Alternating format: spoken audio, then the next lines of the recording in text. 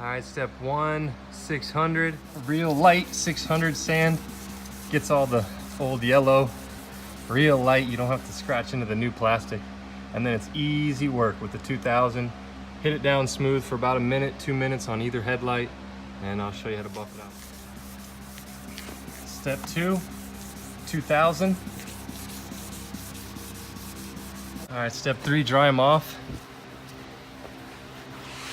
Get the water out of the cracks. You may need to use a little blower for that.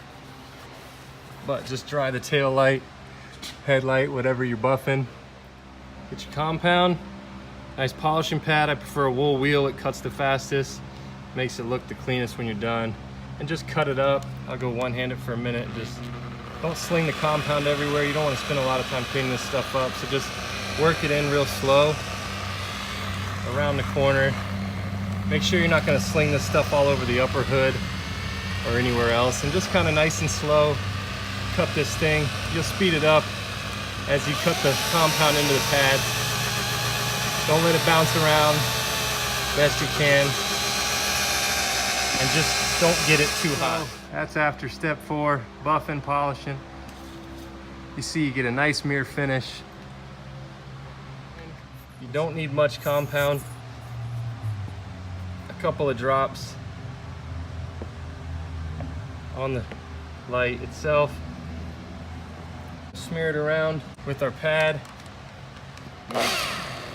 Nice and slow, we don't want to sling it everywhere. Just cut to a polish. And you can see as I get it hot, and I don't need to get it too hot, but it really starts to clear up.